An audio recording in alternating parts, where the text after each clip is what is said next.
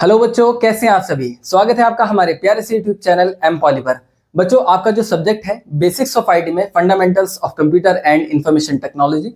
बच्चों, last lecture में हमने आपका जो चैप्टर 1 है इंट्रोडक्शन ऑफ कंप्यूटर उसको स्टार्ट किया था बच्चों।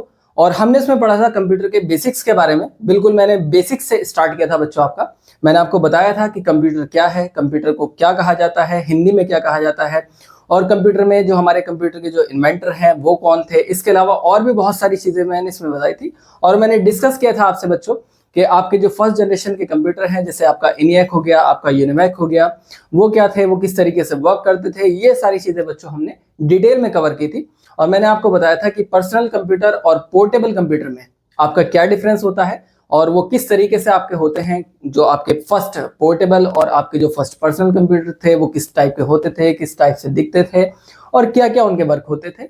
ये सारी चीजें हमने लास्ट लेक्चर में डिस्कस की थी। जिन बच्चों ने भी अभी तक उस लेक्चर को नहीं देखा है, लिंक डिस्क्रिप्शन में है, जाएं और उसको जरूर देख लें। और बच्चों, जो भी बच्चे हमारे चैनल पर नए हैं वो चैनल को सब्सक्राइब कर लें, वीडियो को लाइक करें, ज्यादा से ज्यादा शेयर करें और बेल आइकन को जरूर प्रेस कर लें ताकि हमारी नई वीडियोस के नोटिफिकेशंस आप तक पहुंच पाए। और जिन बच्चों ने भी एम पॉली ऐप को डाउनलोड नहीं किया है वो एम पॉली ऐप को भी डाउनलोड कर ले, क्योंकि आपके जो कंप्लीट लेक्चर्स हैं बच्चों, आपकी सभी सब्जेक्ट्स की कंप्लीट क्लासेस स्टार्ट हो चुकी है। एम पॉली ऐप पर आपकी सभी क्लासेस सीक्वेंस में और बहुत ही अच्छे तरीके से चल रही हैं बच्चों। तो आप जाएं जल्दी से एम पॉली ऐप को डाउनलोड करें, कोर्सेज को एनरोल करें और अपनी पढ़ाई को कंटिन्यू करें। तो बच्चों, अब आपका जो ये नेक्स्ट लेक्चर है, मैंने आपसे बताया था कि हम नेक्स्ट लेक्चर में आपका स्टार्ट करेंगे जनरेशंस ऑफ कंप्यूटर के बारे में। हम पढ़ेंगे कंप्यूटर की पीढ़ियों के बारे में, कौन कौन सी जनरेशंस है, कौन कौन से एराज रहे हैं जिनमें क्या है बिट बाय बिट कंप्यूटर में चेंजेस हुए, वो क्या क्या चेंजेस हुए हैं, वो सारी चीजें आज हम इस जो लेक्चर है आपका इसमें डिस्कस करेंगे। तो चलिए शुरू करते हैं। आपका सबसे पहले हम बात करते हैं फर्स्ट जनरेशन कंप्यूटर के बारे में, जो कि 1946 से 1955 तक रहा। आपका जो फर्स्ट जनरेशन है, जो उसका पहला एरा रहा था, वो कौन सा रहा था आपका। जो आपकी फर्स्ट जनरेशन थी बच्चों, ये आपकी रही थी 1946 से 1955 तक। 1955 तक ये आपका फर्स्ट जनरेशन रहा है, आपका फर्स्ट जनरेशन रही है आपकी। तो फर्स्ट जनरेशन के जो आपके कंप्यूटर थे बच्चों, इनकी खासियत क्या थी, इनकी स्पेशलाइजेशन क्या थी, ये किस तरीके से वर्क करते थे, कौन कौन से इनमें कंपोनेंट्स का इस्तेमाल किया जाता था, क्या इनके साइज हुआ करते थे, हीटिंग कितनी करते थे, लाइट कंजम्पशन कैसे किया करते थे, ये सारी चीजें बच्चों हम आज इसमें पढ़ेंगे। सबसे पहले मैं इसके बारे में बात कर दूं, जो हमारा कंप्यूटर का जो साइज हुआ करता था। सबसे पहले हम बात करेंगे इसके साइज के बारे में। जो आपका फर्स्ट जनरेशन का जो कंप्यूटर हुआ करता था बच्चों, उसका साइज बहुत बड़ा हुआ करता था। इसके साइज इतने लार्ज हुआ करता था, इसका साइज कि एक आपका जो रूम है जिसमें आप रहते हैं, बहुत से ऐसे आजकल तो रूम भी बहुत छोटे हो गए हैं, उस टाइम तो रूम भी बहुत बड़े बड़े हुआ करते थे। तो उन पूरे रूम्स में एक लौता सिर्फ एक कंप्यूटर आया करता था, जो आपका फर्स्ट जनरेशन कंप्यूटर था। पूरा का पूरा रूम क्या हो जाता था, कवर अप हो जाता था। जैसे कि आप पिक्चर में देख सकते हैं, यहां से ये स्टार्ट हो रहा है और चारों तरफ मतलब चारों दीवारों पर जो था आपका पूरा का पूरा कंप्यूटर जो है सब कुछ कवर कर लेता था, पूरे के पूरे एक रूम को कवर कर लेता था। इतना बड़ा इसका साइज हुआ करता था। यानी साइज की बात करूं तो साइज कैसा हुआ करता था इनका, बहुत बड़े साइज, बहुत बड़े आकार के, बहुत बड़े आकार के होते थे। कैसे होते थे, बहुत बड़े आकार के, ये इनका साइज हुआ करता था। साइज में बहुत बड़े हुआ करते थे। नेक्स्ट में अगर इसके बारे में बात करूं बच्चों, इसके कंपोनेंट के बारे में बात करते हैं। इसका जो कंपोनेंट था, इसमें कौन से कंपोनेंट का यूज किया गया। जो हमारा फर्स्ट जनरेशन कंप्यूटर था उसमें कौन कौन से कंपोनेंट का यूज किया गया। तो इसमें जो मेन कंपोनेंट था बच्चों, आपका जो बेसिक जो इसका कंपोनेंट था जिस पर ये वर्क करता था, वो थी बच्चों आपकी वैक्यूम ट्यूब। यहाँ पर आप पिक्चर में देख सकते हैं जो ये आपकी दिखाई दे रही हैं छोटी ट्यूब टाइप सी हैं। यहाँ पर ये 3 ट्यूब से दिख रही होंगी आपको।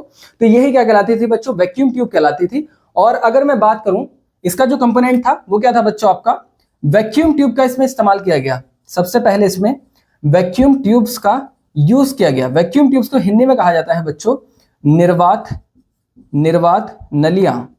निर्वात नलियों का इसमें इस्तेमाल किया गया था। तो इनका जो वर्क हुआ करता था बच्चों, वैक्यूम ट्यूब का, आपका वैक्यूम ट्यूब का क्या वर्क हुआ करता था, ये मेन जो इनका वर्क था बच्चों वो था सिग्नल को एम्पलीफाई करना। इनका जो मेन वर्क था, जो हमारी वैक्यूम ट्यूब्स हुआ करती थी, इनका मेन वर्क क्या था, इनका मेन वर्क था सिग्नल को एम्पलीफाई करना। किसको, सिग्नल को एम्पलीफाई करना। एम्पलीफाई का मतलब क्या होता है बच्चों, एम्पलीफाई का मतलब होता है सिग्नल को एम्पलीफाई करना यानी बढ़ाना। एम्पलीफाई का मतलब होता है बढ़ाना। इनका मेन वर्क क्या होता था, जो हमारी वैक्यूम ट्यूब हुआ करती थी, इनका मेन वर्क हुआ करता था सिग्नल्स को एम्पलीफाई करना। किस चीज के सिग्नल को? जो हमारी रेडियो फ्रिक्वेंसी हुआ करती थी, जो हमारा टेलीविजन हुआ करते थे, इसके अलावा जो एम्पलीफायर हुआ करते थे, उनके सिग्नल्स को क्या करती थी, एम्पलीफाई करती थी। उनके सिग्नल्स को बढ़ाने का काम किया जाता था। किसके थ्रू? वैक्यूम ट्यूब के थ्रू किया जाता था, जिससे कि आपके जो ऑडियो हैं, जो आपके वीडियो विजुअल्स हैं, वो क्या हो जाए, अच्छे से आपको सुनाई दे और अच्छे से आपको दिखाई दे। यही काम क्या होता है, यही कहलाता है आपका सिग्नल एम्पलीफाई, यानी सिग्नल को बढ़ाना। तो ये काम कौन क्या करती थी? फर्स्ट जनरेशन कंप्यूटर में वैक्यूम ट्यूब का इस्तेमाल किया जाता था, और वैक्यूम ट्यूब का ये मेन वर्क हुआ करता था बच्चों। इसके अलावा और भी बहुत से काम थे, लेकिन जो मेन वर्क था वो था सिग्नल को एम्पलीफाई करना। साथ ही अगर इसमें मैं बात करूं, ये तो इसके साइज और कंपोनेंट की बात हो गई। इसके हीटिंग प्रोसेस के बारे में बात करते हैं। हीटिंग किस टाइप से करता था ये? हीटिंग के बारे में बात करते हैं। हीटिंग के बारे में अगर हम बात करें तो हीटिंग कैसे हुआ करती थी? बहुत ज्यादा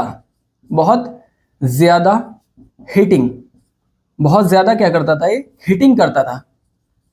बहुत ज्यादा क्या होती थी इसमें? हीटिंग होती थी। यानी जो आपका घर का रूम का जो हीटर है ना, वो भी कुछ नहीं है इसके सामने। इस लेवल पर हीटिंग किया करता था, क्योंकि इसका हीटिंग का एक और रीजन भी था। साइज में बहुत ज्यादा बड़े थे, एनर्जी का बहुत ज्यादा कंजम्पशन करता था ये, और चूंकि ये ट्यूब्स का इस्तेमाल होता था, तो ट्यूब क्या करती थी, जितनी ज्यादा लाइट लेंगी, जाहिर सी बात है उतनी ही ज्यादा क्या होंगी, ये बड़ी मात्रा में लाइट लेती थी, और ये क्या करती थी, हीट होती थी। और इसकी हीटिंग इतनी ज्यादा होती थी कि अगर इसको ज्यादा देर तक चला दिया जाए, मान लीजिए अगर इसकी टाइमिंग लंबी रख दी जाए, यानी एक कंप्यूटर को ऑन करके कोई छोड़कर चला गया या भूल गया कि हाँ भाई मैं जो फर्स्ट जनरेशन जो हमारा कंप्यूटर है, जैसे कि मैंने आपको बताया था इनिएक और यूनिवैक के बारे में बताया था, अगर उसको चलाकर कोई छोड़ गया तो क्या हो जाता, कमरे में आग लग जाती कुछ ही टाइम के बाद। ज्यादा देर ये चल नहीं पाते थे, मैक्सिमम 1 घंटा 2 घंटा इनको चलाया जाता था, उसके बाद इनको क्या कर दिया जाता था, स्विच ऑफ कर दिया जाता था। और इसी तरीके से क्या था, ये प्रोसेस चलता रहता था। तो हीटिंग कैसी होती थी इनकी? बहुत ज्यादा होती थी। अगर मैं बात करूं एनर्जी कंजम्पशन के बारे में, एनर्जी कंजम्पशन के बारे में, एनर्जी कंजम्पशन यानी जो ऊर्जा की खपत थी, ऊर्जा खपत के बारे में अगर मैं बात करूं तो बहुत ही ज्यादा मात्रा में क्या करता था ये? बहुत ही ज्यादा मात्रा में ऊर्जा की खपत होती थी। ऊर्जा की खपत होती थी। क्या होता था इसमें? बहुत ही ज्यादा मात्रा में, वेरी एक्सेसिव लेवल और अमाउंट में क्या होता था, एनर्जी की खपत होती थी। इसमें क्या होता था बच्चों, जब इसको ऑन किया जाता था, ऑन करने के बाद अगर इसको 1 घंटा यूज कर लिया जाए, 1 घंटा मान लीजिए इसे यूज में लाया जाए, 1 घंटा अगर इसे यूज में लाया जाए तो क्या होता था, 1 घंटे में लगभग अप्रोक्सीमेटली ये 150 किलोवाट तक एनर्जी ले जाता था। कितने? 1 आवर में 150 किलोवाट तक एनर्जी यूज कर लेता था ये। इतनी ज्यादा एनर्जी का कंजम्पशन करता था। तो ऊर्जा खपत बहुत ज्यादा थी, साइज में बहुत बड़े थे। साथ ही क्या था, वैक्यूम ट्यूब का इस्तेमाल किया जाता था, हीटिंग हो जाती थी। एक लंबे समय तक इसको चलाया गया तो बहुत ही ज्यादा क्या हो जाते थे, हीट हो जाते थे। क्या हो जाते थे आपके? हीट हो जाते थे आपके। तो ये बेसिक सी जानकारी थी बच्चों आपके, जो आपका फर्स्ट जनरेशन कंप्यूटर था, ये इसकी बेसिक जानकारी थी। क्या इसमें हमने पढ़ा? हमने इसमें बात की, एक तो इनका साइज बहुत बड़ा था। साइज के आधार पर इसको याद कैसे रखेंगे बच्चों? याद रखने की एक छोटी सी ट्रिक मैं आपको बताता हूं, इसको याद कैसे रखेंगे। एक एग्जाम होता है गवर्नमेंट लेवल का, उसमें CHSL का एग्जाम होता है, CHSL। आप सभी ने इसका नाम जरूर सुना होगा इस एग्जाम का। तो इसको इसी टाइप से याद करेंगे। C से यानी आपका कंपोनेंट, C से आपका कंपोनेंट, S से आपका हीटिंग, S से आपका हीटिंग, और S से आपका साइज, आपके साइज, और L से आपका लाइट कंजम्पशन यानी ऊर्जा की खपत। लाइट के बारे में बात करेंगे, लाइट कंजम्पशन कैसे करता था। कंपोनेंट्स, किस कंपोनेंट का इस्तेमाल किया गया? वैक्यूम ट्यूब का इस्तेमाल किया गया। हीटिंग बहुत ज्यादा एक्सेसिव लेवल पर क्या करता था, ये हीट करता था। साइज बहुत बड़ा साइज में हुआ करता था। लाइट का कंजम्पशन कैसे करता था? बहुत ज्यादा लेवल पर क्या करते थे, बहुत ही हाई लेवल पर क्या करता था, ये लाइट का कंजम्पशन करता था, जो आपका फर्स्ट जनरेशन कंप्यूटर था। इसके अलावा अगर बात करें हम इसकी लैंग्वेज के बारे में, इसके अलावा एक और है इसका लैंग्वेज। एल से एक और चीज है आपकी इसकी लैंग्वेज, किस लैंग्वेज में इसकी प्रोग्रामिंग की गई थी। लैंग्वेज की अगर मैं बात करूं किस लेवल में इसकी प्रोग्रामिंग की गई थी, तो लैंग्वेज थी इसकी आपकी मशीन लैंग्वेज। मशीन लैंग्वेज में इसकी प्रोग्रामिंग की गई थी। मशीन लैंग्वेज क्या है आपकी, मशीन लैंग्वेज कहते किसे हैं, एक छोटी सी इसमें मैं आपको जानकारी दे दूं मशीन लैंग्वेज की। जो आपकी मशीन लैंग्वेज होती है, मशीन लैंग्वेज जो आपकी होती है, बेसिकली कंप्यूटर में मशीन लैंग्वेज का मतलब होता है बाइनरी। मशीन लैंग्वेज का मतलब क्या होता है, बाइनरी। बाइनरी को हिंदी में भी बाइनरी बोलते हैं, ठीक है, बाइनरी को हिंदी में भी क्या बोलते हैं, बाइनरी। तो इसकी जो लेवल है, जो मशीन लैंग्वेज है, वो लो लेवल मशीन लैंग्वेज इस्तेमाल होती थी। Low level machine language use होती थी। Machine language, low level machine language का यूज करता था। और जो आपकी लो लेवल मशीन लैंग्वेज है वो कौन सी, हमारी बाइनरी लैंग्वेज है, जो कि कोडिंग पर काम करती है। इसकी कोडिंग क्या है बच्चों, इसकी कोडिंग है 0 और 1। ये वर्क करती है 0 और 1 पर। आपकी जो बाइनरी है, आपकी मेन जो बाइनरी डिजिट है वो 2 ही है, जो कि आपकी 0 और 1 है, और यही आपकी कहलाती है मशीन लैंग्वेज, जिस पर आपका फर्स्ट जनरेशन जो आपका कंप्यूटर था वो वर्क करता था। और अगर इसके बारे में हम बात करें तो ये कैसी है, ये लो लेवल मशीन लैंग्वेज कहलाती है आपकी। ये क्या कहलाती है आपकी, लो लेवल मशीन लैंग्वेज कहलाती है। और ये बहुत ही जटिल है और बहुत ही कठिन भी है, जटिल भी है और कठिन भी है, क्योंकि जो भी आप इंस्ट्रक्शन कंप्यूटर को दे रहे हैं, जो भी डेटा आप इनपुट करा रहे हैं, वो सारा का सारा जो भी आप डेटा इनपुट कराते हैं, उसको जो ट्रांसलेट करता है वो किसमें करता है, इसी कोडिंग में करता है, 0 और 1 में ही करेगा। आपने ए टाइप किया तो वो 0 और 1 ही लेगा। एग्जाम्पल के तौर पर आपने बी टाइप किया तो वो 0 और 1 की फॉर्म में ही लेगा। तो ये आपकी कहलाती थी मशीन लैंग्वेज, और जो कि कैसी थी, हमारी लो लेवल मशीन लैंग्वेज का इसमें इस्तेमाल किया जाता था। नेक्स्ट अगर मैं बात करूं, नेक्स्ट हम बात करते हैं सेकंड आपका जनरेशन जो कंप्यूटर था। ये तो थी आपकी फर्स्ट जनरेशन कंप्यूटर की बात। नेक्स्ट हम बात करते हैं आपका second generation computer. Second generation computer जो थे आपके, वो 1956 से, यानी 1956 वहां पर एंड हुआ, और यहां से सेकंड जनरेशन स्टार्ट हुई, जो कि आपकी कहां तक चली, 1965 तक चली। कौन सी सेकंड जनरेशन, आपकी सेकंड जनरेशन 1956 से 1965 तक चली। इस एरा में क्या रहा, ये आपका यहाँ पर एक डेस्कटॉप पर आप देख सकते हैं, कुछ इस टाइप से आपके कंप्यूटर जो थे, जो सेकंड जनरेशन कंप्यूटर थे, वो कुछ इस टाइप से दिखाई देते थे। साइज इनका थोड़ा सा छोटा हो गया।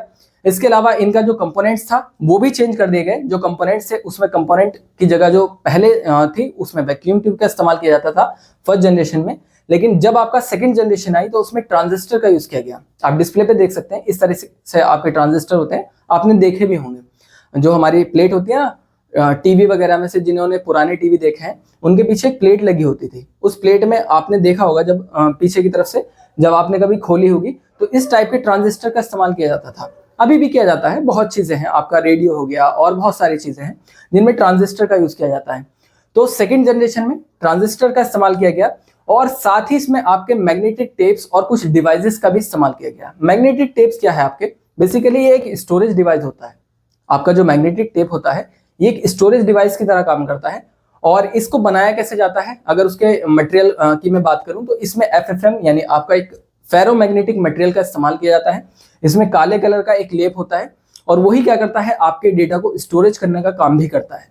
और इसमें मैं आपको बता दूं, इसका और एक बेहतर एग्जाम्पल मैं देता हूं, आपने देखा भी होगा फेरोमैग्नेटिक मटेरियल किस टाइप का होता है, मैं बता दूं आपको। आप सभी ने स्क्रू ड्राइवर देखा होगा, जिसके सामने जो हेड होता है ना, 4 हेड स्क्रू ड्राइवर जो होते हैं, उनके हेड पर क्या होता है, एक ब्लैक कलर का परत सी चढ़ी होती है, एक ब्लैक कलर की परत चढ़ी होती है। और उससे क्या करते हैं, आप स्क्रू ड्राइवर से कोई भी स्क्रू है आसानी से चिपकाकर उसको उठा लेते हैं। उसको चिपकाकर क्या करते हैं, उठा लेते हैं। तो मैग्नेटिक स्क्रू ड्राइवर होते हैं। बेसिकली वो मैग्नेटिक होते नहीं, उनको बनाया जाता है। उनके हेड पर एक लेयर चढ़ाई जाती है, डबल लेयर, और वो जो डबल लेयर होती है, जो ब्लैक कलर की आपको दिखाई देती है, वही होता है आपका फेरोमैग्नेटिक मटेरियल। उसी का यूज किया जाता है मैग्नेटिक टेप में, इसको स्टोरेज डिवाइस बनाने में उसी का यूज किया जाता है। और उसी फेरोमैग्नेटिक मटेरियल का यूज किया जाता है आपके स्क्रू ड्राइवर को मैग्नेटिक बनाने के लिए। तो एक इसका एग्जाम्पल था। तो इसमें क्या था, ट्रांजिस्टर का इस्तेमाल किया गया। साइज में थोड़े छोटे हो गए थे, पहले वाले जो हमारे फर्स्ट जनरेशन के थे बहुत बड़े थे। और जो आपका मैग्नेटिक जो आपके टेप थे, इसको किस तरीके से बनाया गया, इसका वर्क क्या था, कुछ और डिवाइसेस का भी इसमें क्या किया गया, इस्तेमाल किया गया। अगर हम इसकी लैंग्वेज के बारे में बात करें तो लैंग्वेज कौन सी यूज करता था, जो हमारे फर्स्ट जनरेशन थे उसमें तो हमारी बेसिक लैंग्वेज थी आपकी कौन सी, जो हमारी मशीन लैंग्वेज थी उसका इस्तेमाल किया जाता था, लेकिन इसमें एक और लैंग्वेज को ऐड किया गया जो कि आपकी थी असेंबली लैंग्वेज। असेंबली लैंग्वेज का भी इसमें इस्तेमाल किया गया था। चलिए बात करते हैं इसमें, मैं लिख देता हूं। सबसे पहले बात करते हैं इसके कंपोनेंट के बारे में। कंपोनेंट के बारे में, कंपोनेंट क्या है आपका? कंपोनेंट कौन सा इस्तेमाल किया गया? इसमें ट्रांजिस्टर का इस्तेमाल किया गया। ट्रांजिस्टर का इस्तेमाल किया गया।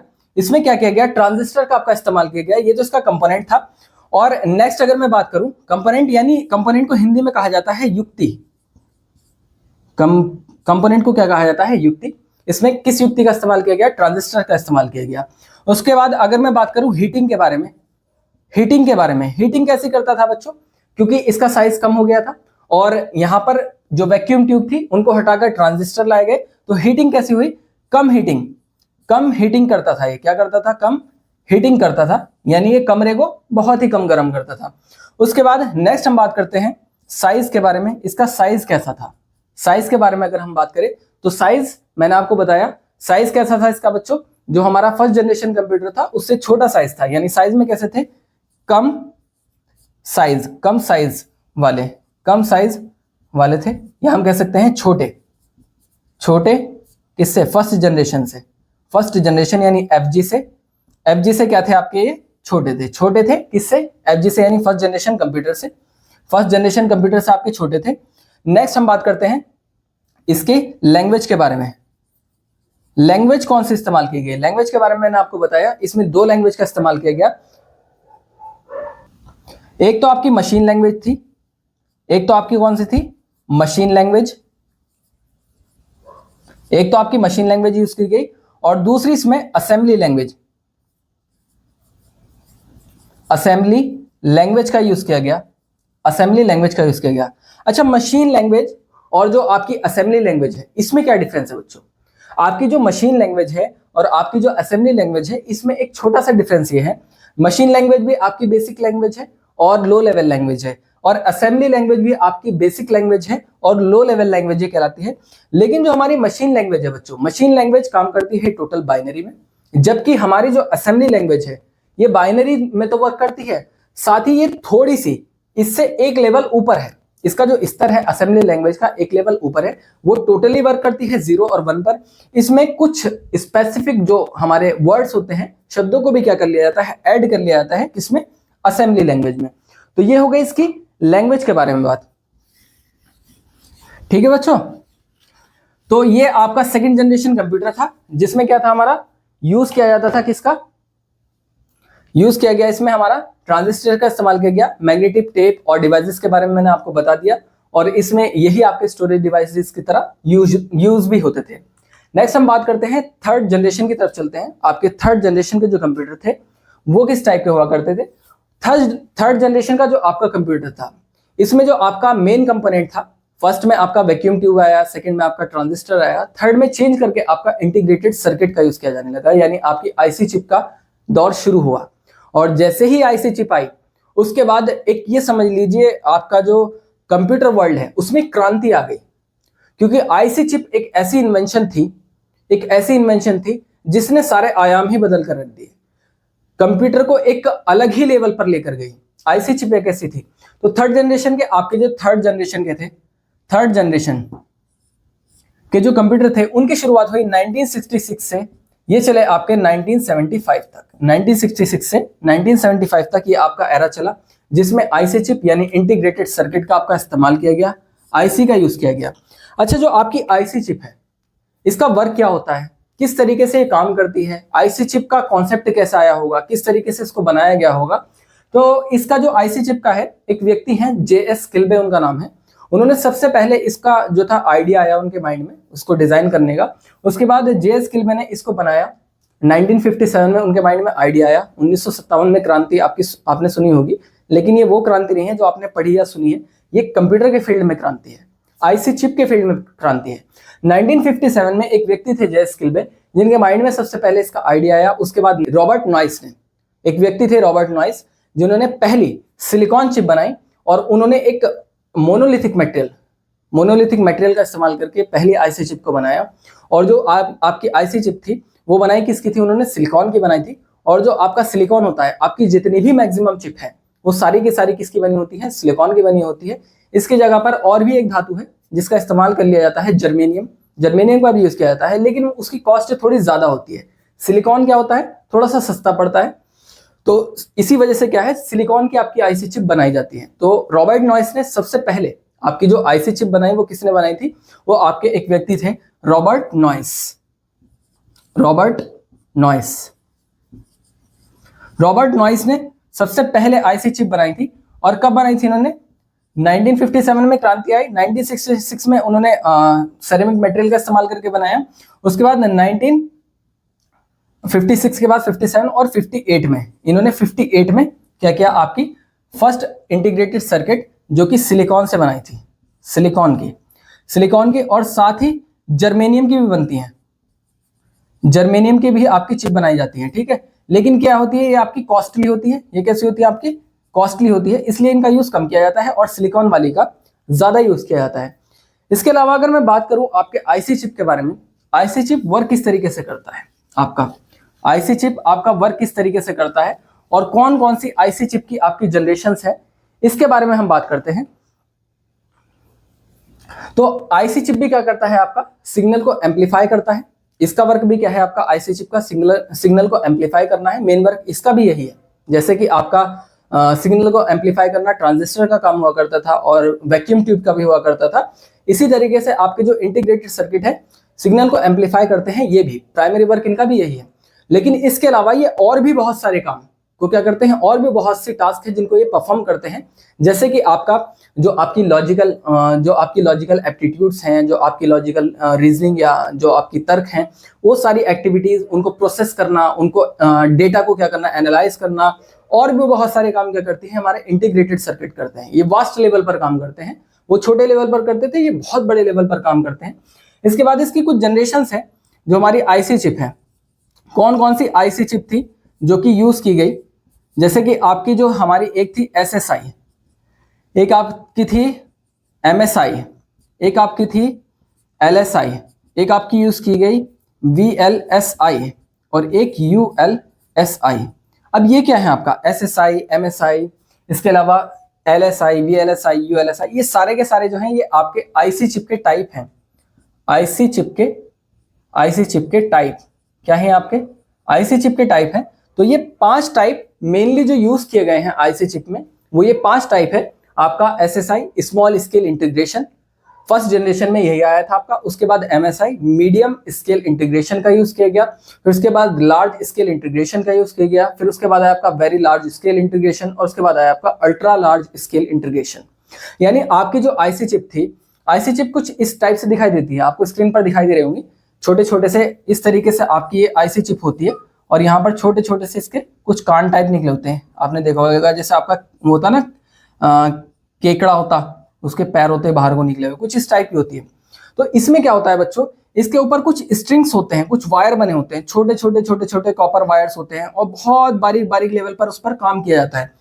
तो यही क्या होता है, यही कहलाता है आपका integration, SSI small scale integration. यानी इन वायरों की संख्या जब कम थी तो उसको ही कहा गया स्मॉल स्केल इंटीग्रेशन। छोटे लेवल पर वायरों को इसके अंदर क्या किया गया, बिछाया गया, जो कि कॉपर वायर्स होते हैं, स्ट्रिंग्स बोल देते हैं इनको। इसके बाद आपका मीडियम लेवल आया, थोड़े से और बढ़ा दिए गए। उसके बाद आपका लार्ज आया, थोड़े से और बढ़ाए। उसके बाद वेरी लार्ज आया, बहुत बड़ी मात्रा में इसमें क्या किया, इंटीग्रेशन किया गया। और वर्तमान में क्या है आपका अल्ट्रा लार्ज लेवल पर, बहुत ही इससे क्या हुआ आपका, जब आईसी चिप आई तो क्रांति कैसा है बच्चों।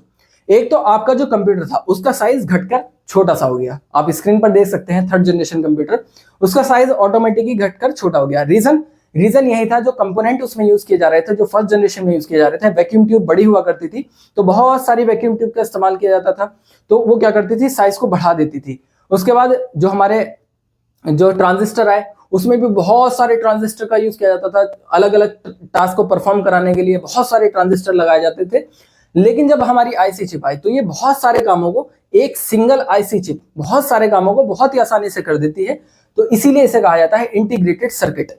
तो इसने क्या किया, क्योंकि एक छोटे से पैड पर 4-5 आईसी चिप लगा दी गई, या जो भी जितनी भी आईसी चिप का यूज किया गया, और उसमें क्या किया गया, उसमें वेरी लार्ज या अल्ट्रा लार्ज स्केल पर क्या कर दिया गया, इंटीग्रेशन कर दिया गया, यानी बहुत सारी स्ट्रिंग्स उसके ऊपर क्या कर दी गई, बिल्ट कर दी गई या बना दी गई मशीनों के थ्रू।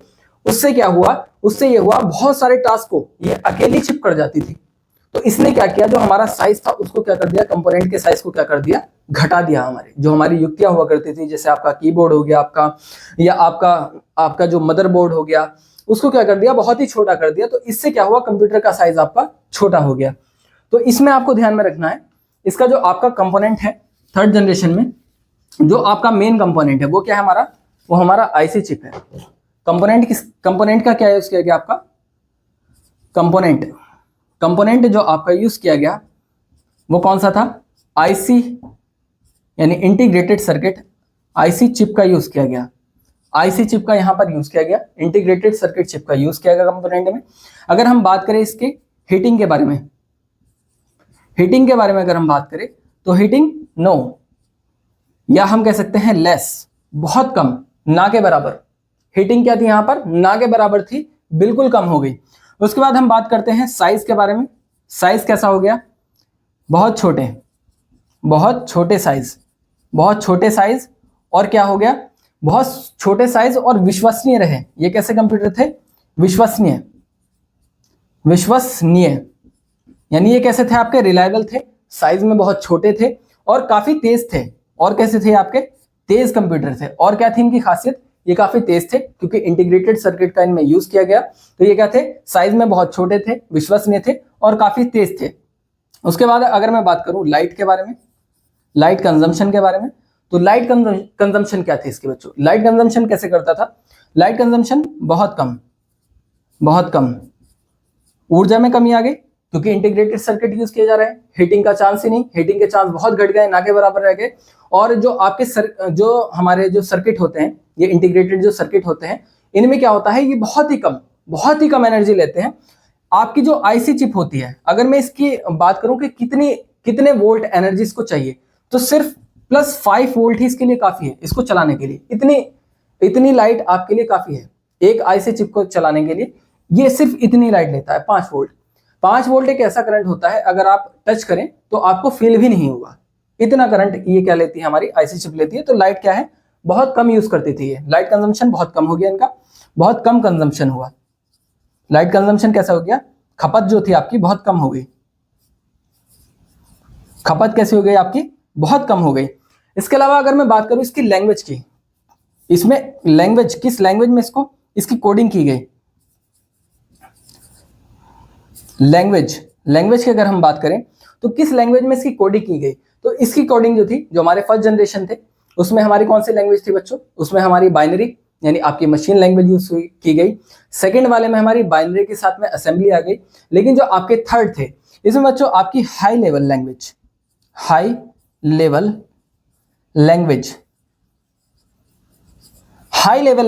यानी उच्च स्तरीय लैंग्वेज का यहां पर इस्तेमाल किया गया, हाई लेवल लैंग्वेज का इस्तेमाल किया गया।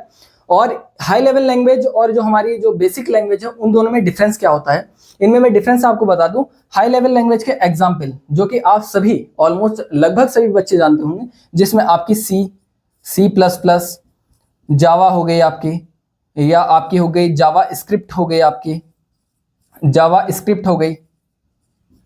या आपकी हो गई यहाँ पर जावा स्क्रिप्ट हो गई, जावा हो गई, पाइथन हो गई आपकी।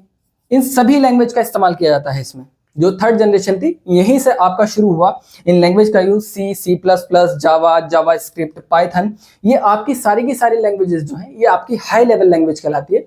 इसमें बच्चों फायदा क्या होता है, इसमें फायदा ये होता है, जो आपका यूजर होता है, उसको कोई भी प्रोग्राम डेवलप करने के लिए, किसी भी सिस्टम में किसी भी जो आपका प्रोग्राम है उसको डेवलप करने के लिए, या उसको प्रोसेस करने के लिए, या उसको चलाने के लिए बहुत ही कम मेहनत की जरूरत पड़ती है। जबकि जो आपका पहली वाली थी, जो हमारी जो मशीन लैंग्वेज थी, या जो आपकी असेंबली लैंग्वेज थी, उसमें बहुत मेहनत करनी पड़ती थी, और वो कहीं पर चलती थी और कहीं पर क्या करती थी, दिक्कत दे जाती थी, बहुत ज्यादा परेशानी हो जाती थी।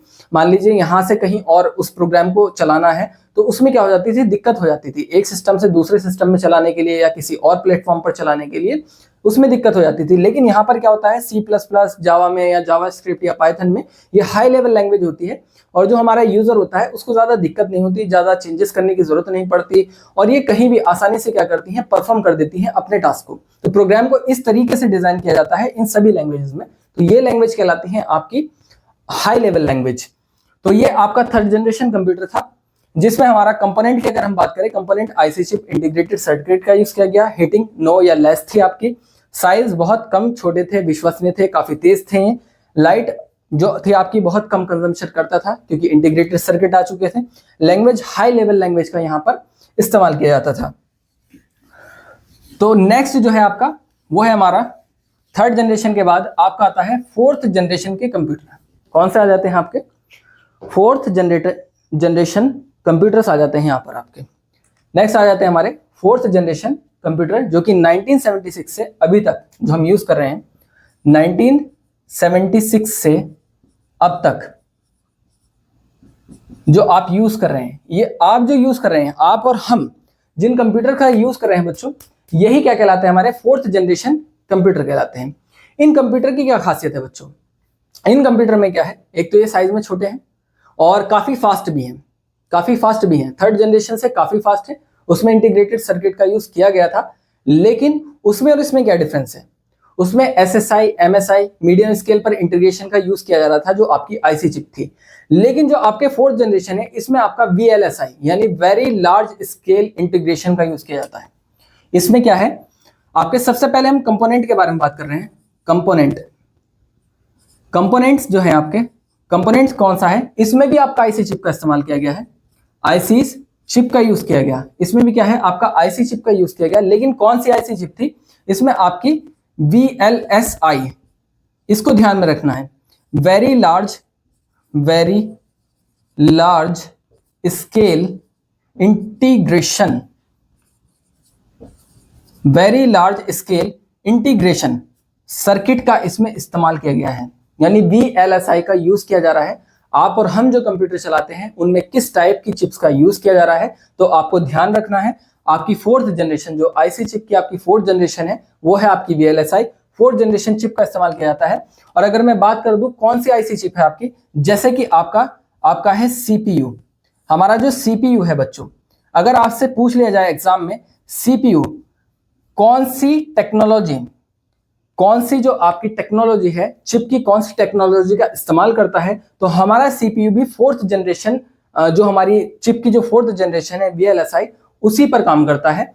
यही क्या कहलाता है आपका वेरी लार्ज स्केल इंटीग्रेशन कहलाता है। तो हमारा जो CPU है वो VLSI पर बना है बच्चों। इसमें वेरी लार्ज स्केल पर क्या किया गया है, इंटीग्रेशन किया गया है। स्ट्रिप्स को, जो आपकी वायर्स हैं, जो कॉपर वायर्स हैं, उनको बिछाया गया है आपके जो हमारे CPU चिप है उसके ऊपर। तो ये क्या करता है, जो हमारा VLSI है, ये बहुत सारी टास्क को काम करने के लिए, बहुत सारी टास्क को परफॉर्म करने के लिए एक बहुत ही सुटेबल जो हमारा आईसी चिप है, इंटीग्रेटेड सर्किट है, जो कि यूज किया जाता है फोर्थ जनरेशन में, जो कि आप और हम यूज कर रहे हैं। अगर मैं बात करूं इसके साइज के बारे में, कंप्यूटर का जो साइज है हमारा फोर्थ जनरेशन के जो कंप्यूटर के साइज है, तो इसके साइज बहुत कम, बहुत ही छोटे, जिसमें आपके सारे के सारे जो आपके पीसीज हैं, पीसी भी बहुत छोटे छोटे आ रहे हैं। आपके जो पोर्टेबल कंप्यूटर्स हैं, जैसे कि आपका लैपटॉप हो गया, आपका टैब्स हो गए, ये सारे के सारे इनके साइज बहुत छोटे हैं। लेकिन वर्क क्या है, वर्क बहुत ही एडवांस लेवल पर करते हैं। अगर आप फर्स्ट, सेकंड या थर्ड जनरेशन में अगर मैचअप करेंगे, आप थर्ड से भी अगर मैचअप करेंगे इनको, तो ये क्या है, उससे कई गुना, कई लेवल आगे काम करता है। कौन सा आपका फोर्थ जनरेशन का जो आपके कंप्यूटर्स हैं वो यूज करते हैं किसको, VLSI को यूज करते हैं। सबसे इंपॉर्टेंट आपको यहाँ पर यही ध्यान रखना है। और इसमें क्या है बच्चों, जो स्टोरेज डिवाइस है, इसमें एक चीज और ध्यान रखनी है आपको, जो स्टोरेज डिवाइसेस हैं, जो थर्ड जनरेशन के थे और जो हमारे फोर्थ जनरेशन के हैं, स्टोरेज डिवाइसेस को और ध्यान रखना है। स्टोरेज डिवाइसेस, आपके जो स्टोरेज डिवाइसेस हैं, इसमें हाई लेवल के, हम कह सकते हैं हाई क्वालिटी या हाई लेवल के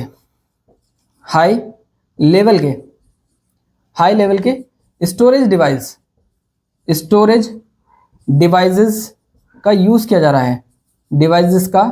यूज किया जा रहा है, यूज किया जा रहा है। इसमें क्या हो रहा है, आपका जो आपके हाई लेवल के स्टोरेज डिवाइस होते हैं उनका यूज किया जाता है, यानी उच्च क्षमता वाली स्टोरेज डिवाइस का यूज किया जाता है। जैसे आपकी एफडीडी हो गई, आपकी यानी फ्लॉपी डिस्क ड्राइव हो गई, आपकी कॉम्पैक्ट जो हमारी एचडीडी हो गई, हार्ड डिस्क ड्राइव हो गई। इसके अलावा और भी बहुत सारी ड्राइव्स है, आपकी पेन ड्राइव हो गई, ऑप्टिकल डिस्क हो गई आपकी, जिसमें सीडी, डीवीडी, बीआरडी, ये सारी बहुत सारी डिवाइसेस हैं जो हमारी 4th जनरेशन में यूज की गई। 3rd में भी यूज की गई थी कुछ उनमें से, और बाकी जो बची कुछ रही वो सारी की सारी जो हाई लेवल की हैं, जो उच्च क्षमता वाली हैं, वो सारी की सारी किसमें यूज की जा रही है, आपकी 4th जनरेशन में आपकी यूज की जा रही है। ये बात है आपकी 4th जनरेशन की। नेक्स्ट है हमारा 5th generation computer, 5th generation computers, जो कि today and tomorrow. 5th generation computer जो है आपका, ये बात करता है किस पर, टुडे एंड टुमारो। ये काम करता है किस पर, इसका एक ही मेन वर्क है, वो है एआई। जो आपके 5th जनरेशन के कंप्यूटर हैं ये एआई पर काम कर रहे हैं, यानी आर्टिफिशियल इंटेलिजेंस पर काम कर रहे हैं। अगर मैं बात करूं आर्टिफिशियल इंटेलिजेंस के बारे में, आर्टिफिशियल इंटेलिजेंस क्या है आपका, आर्टिफिशियल इंटेलिजेंस यानी आपका जो एआई है वो है क्या, एआई किस तरीके से वर्क करता है, क्या है एआई। एआई क्या है बच्चों, आपका जो कंप्यूटर है, कंप्यूटर विज्ञान की एक शाखा है बेसिकली। एआई क्या है, आपकी कंप्यूटर विज्ञान की एक शाखा है, जो कि आपका एआई क्या करता है, जो आपके कंप्यूटर है, जो आपकी मशीनरी है, उनको जो बुद्धिमत्ता है, मानवीय बुद्धिमत्ता, उसकी तरह काम करने योग्य बनाता है। यही है आपका आर्टिफिशियल इंटेलिजेंस, ये उसकी डेफिनेशन है एआई की। यानी जो भी आपका कंप्यूटर है, जो भी आपकी मशीनरी है, उसको इस लायक बनाना या इस कैपेबल बनाना कि वो ह्यूमन यानी इंसान की बुद्धिमत्ता की तरह कार्य कर सके। और इंसान की बुद्धिमत्ता किस तरीके से काम करती है बच्चों, इंसान का जो माइंड है वो खुद से डिसीजन लेता है, चीजों पर खुद से डिसीजन लेता है, खुद से परफॉर्म करता है टास्क को, और क्या है, बाहर से कोई इंस्ट्रक्शन नहीं दिया जाता। सारे के सारे काम जो है हमारा ब्रेन है। हमारा ब्रेन क्या है, मान लीजिए ये मेरे पास मार्कर है, इसको मुझे इधर रखना है, तो मेरा माइंड क्या करेगा, मेरे हाथ को इंस्ट्रक्ट करेगा कि इसको उधर की तरफ रख दो। तो ये क्या है, मेरा माइंड खुद से कह रहा है, मैं अपने आप से खुद से कह रहा हूं कि किसी भी इंस्ट्रक्शन को फॉलो करो। लेकिन एआई क्या कर रहा है, एआई भी उसी चीज को फॉलो कर रहा है। एआई कह रहा है कि आपकी जो मशीन है, आपका जो कंप्यूटर है, उसको इस तरीके से काम कराया जाए कि हर किसी बार बार उसको इंस्ट्रक्शन ना लेनी पड़े, यानी वो खुद से डिसीजन ले। तो यही क्या है आपका बच्चों, आर्टिफिशियल इंटेलिजेंस है। लेकिन ये एक तरीके से अच्छा भी है और एक तरीके से बुरा भी है। आज की डेट में हर फील्ड में एआई का यूज किया जा रहा है, चाहे आपका एजुकेशन फील्ड हो, आपका चिकित्सा का फील्ड हो, आपका इंडस्ट्रियल फील्ड हो, सभी में एआई का यूज किया जा रहा है बच्चों। एक बार टास्क दे दी जाती है, उसके बाद सारे काम ऑटोमेटिक होते रहते हैं। कुछ चीजें खुद से भी करता है, जैसे कि अभी आपने देखा होगा एक रोबोट बड़ी पॉपुलर हुई थी, सोफिया नाम की एक रोबोट थी। वो क्या करती थी, आपसे कम्युनिकेशन करती थी। आप जैसे उससे सवाल करेंगे वो क्या करेगी, आपको उसका जवाब देगी, कम्युनिकेट करती थी, लाइक जैसे आप एक ह्यूमन से बात कर रहे हैं। तो यही क्या है बच्चों, आपका एआई है। तो इस पर ये बहुत काम कर रहा है। और अगर इसकी अच्छाई, नेगेटिव और पॉजिटिव, हम अगर इम्पैक्ट के बारे में बात करें तो नेगेटिव इम्पैक्ट भी काफी सारे हैं और पॉजिटिव भी काफी सारे हैं। पॉजिटिव के एक दो एग्जाम्पल ऐसे ले लेते हैं पॉजिटिव में। जैसे मान लीजिए अगर एआई अच्छे से काम करता है, अच्छे से टास्क को परफॉर्म करता है, तो आपको क्या है, कोई भी डेटा आपने इनपुट किया, आपने उसके अंदर एक बार फीड कर दिया, उसके बाद आपको बार बार उसको बताना नहीं पड़ेगा, वो ऑटोमेटिक ही क्या करता है, उस काम को करता है। जैसे कि आपका एक लाइव एग्जाम्पल हम देख सकते हैं, चैट जीपीटी के रूप में काफी पॉपुलर हुआ है। तो इसमें क्या है, आप सिर्फ अपनी इंफॉर्मेशन डालिए और वो क्या करता है, आपको टाइप करके आपको निकाल कर देता है। अब व्हाट्सएप ने भी एक सिस्टम चला दिया है एआई मेटा करके। एआई मेटा में क्या है, उसका सिस्टम जो है मेटा में एआई का, उसमें आप कुछ भी टाइप करें और वो आपको क्या करता है, रिटन डिटेल देता है लिखित रूप में। तो इसी तरीके से ये कुछ इसके पॉजिटिव जो है पहलू हैं। अगर मैं बात करूं नेगेटिव के बारे में, तो नेगेटिव किस तरीके से, आपकी जो डेटा की जो गोपनीयता है उसको खतरा है। अगर ये खुद से डिसीजन लेगा तो किसी को भी शेयर कर देगा। तो इससे क्या है, डेटा की जो डिसीजन मेकिंग पावर है उसमें क्या है, एक्सेस अगर इसको दे दिया जाए तो ये कुछ भी कर सकता है, क्योंकि ये अपने आप से काम करता है।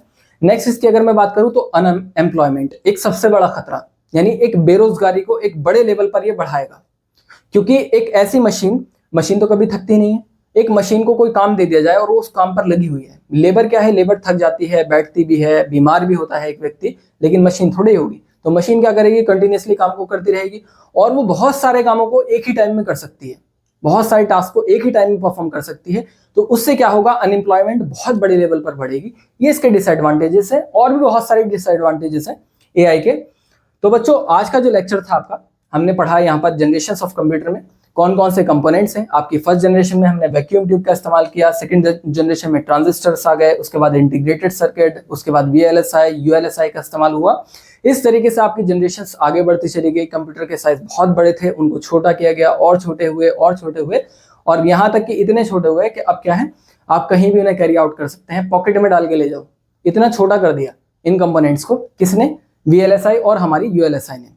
तो बच्चों ये सारी चीजें जो हमने डिस्कस की आज के इस लेक्चर में, आई होप कि ये सारी चीजें आपको समझ में आई होगी। आपका जो हमारा जो जनरेशंस ऑफ कंप्यूटर था, मैंने कोशिश की कि मैंने आपको पूरी तरीके से जो डिटेल है वो आपको दी होगी। तो आई होप ये वीडियो आपको बहुत अच्छा लगा होगा बच्चों।